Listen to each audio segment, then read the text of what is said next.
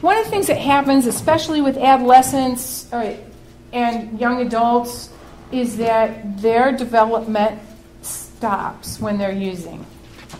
So one example I can give is a young man I worked with. He went off to treatment. There was an intervention. He went off to treatment. He was one of my students.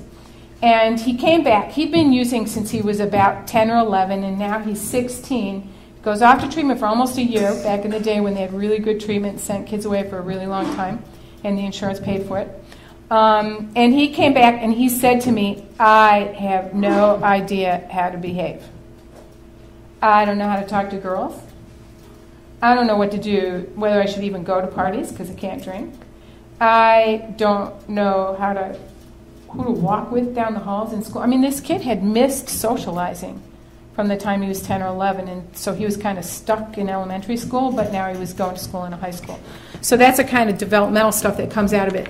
Time is often spent in detention or in jail or in prison. And it could begin with an acute event, but it usually just becomes routine over time. There are stages of addiction. There's early stages, middle and late stages. So that really when you talk to an alcoholic, if you know a little bit about it, you can kind of stage people and know how far along they are in their disease. And it's pretty hard to intervene with somebody when they're in early stages because there's not a lot of motivation usually to get sober. So that's just how that works. I do want to say something about addiction being fatal.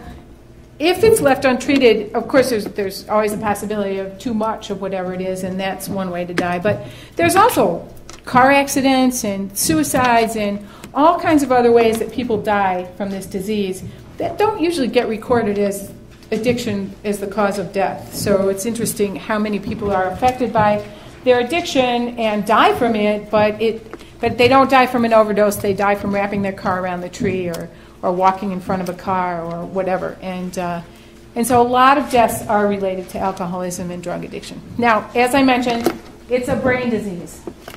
So like an alcoholic's brain, I'm not an alcoholic, and an alcoholic's brain is not like mine. When they drink alcohol, I don't get the same thing out of a drink that they get out of a drink. Something different happens in their brain. I'm not a neurologist, and I'm not going to talk about that because I don't know enough about it. But I do know enough alcoholics, and I watch them doing things like working out at the gym incessantly because the endorphins build up, and they get way more out of. I'm kind of jealous, they get way more out of their workouts than I do. And that's because their brain doesn't read endorphins the way that my brain reads endorphins. 30 minutes on the treadmill, and I've had it. And I got plenty of